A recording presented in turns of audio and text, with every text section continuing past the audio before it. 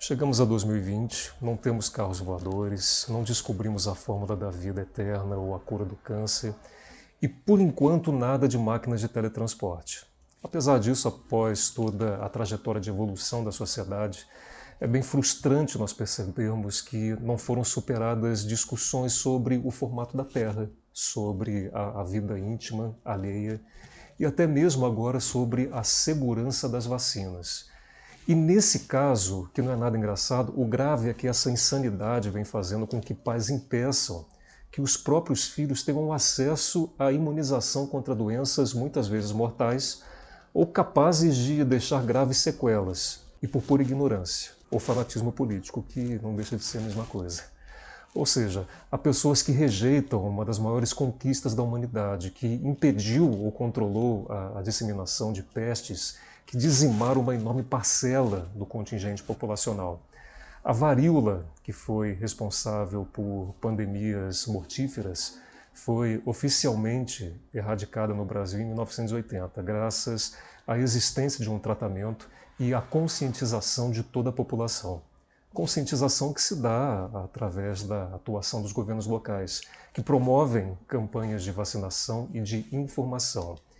E é por isso que tanto se fala e se espera por uma vacina contra o novo coronavírus, porque essa é a única maneira de fazermos com que nossas vidas voltem a uma condição pelo menos próxima daquela a que nós estávamos acostumados.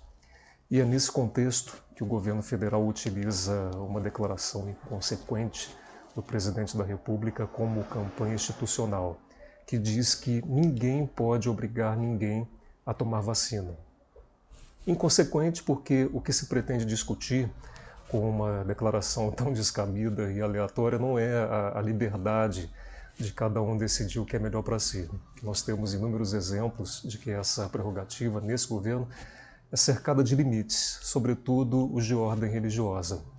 E justo em um momento em que o mundo vê a expansão de movimentos anti-vacina, semelhante aos que acreditam na Terra plana ou que a Pepsi é feita de fetos abortados, com a diferença de que a rejeição à vacina causa mortes e proporciona o retorno de doenças que já eram tidas como erradicadas.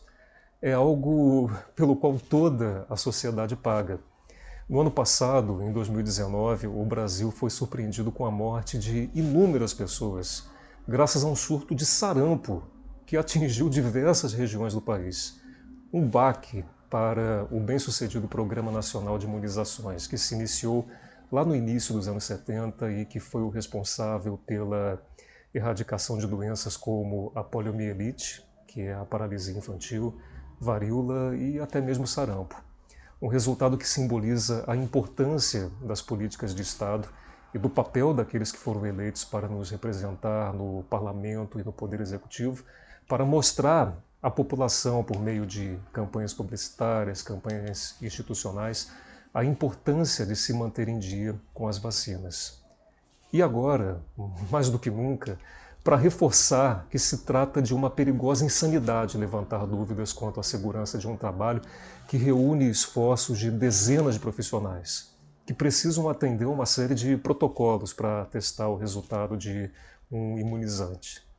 E a história é a prova de que, graças a tristes experiências passadas, de surtos de doenças que assombraram a população mundial, que nos deixaram um saldo lastimável de milhares de mortes, de famílias enlutadas, nós evoluímos.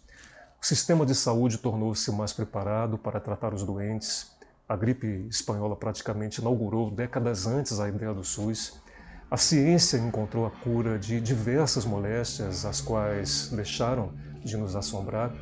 E dizem que até a nossa brasileiríssima caipirinha surgiu de uma das tentativas de encontrar um remédio caseiro que curasse a gripe espanhola.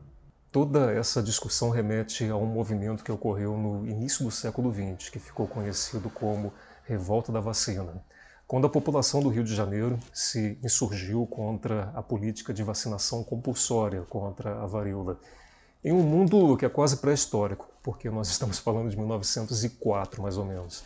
Havia, portanto, uma lógica no receio das camadas mais vulneráveis da sociedade que achavam estranha essa ideia de receber agulhadas de um líquido formado pelas tais pústulas de vacas e vacas infectadas. Era uma época em que acreditar em fake news, em notícias falsas, era também aceitável. Ainda que seja igualmente estranho terem caído no papo, que era um boato da época, de que a aplicação da vacina iria causar um aspecto bovino nas pessoas. Com a criação da Liga contra a Vacinação Obrigatória, o Rio de Janeiro se transformou em um verdadeiro caos, com estudantes reprimidos pela polícia, assaltos, trânsito interrompido, árvores derrubadas, comércio fechado, e mesmo com o então presidente Rodrigues Alves desistindo da política de vacinação obrigatória, quando o Rio foi assombrado com uma nova e violenta epidemia de varíola, aí não restava mais saída. Os cariocas aderiram à vacina. E hoje, mais de 100 anos depois, há ainda quem considere que as vacinas devem ser combatidas. Porque em um mundo no qual vigora uma competição de insanidades, haverá sempre espaço para mais uma, mesmo que isso custe as nossas vidas.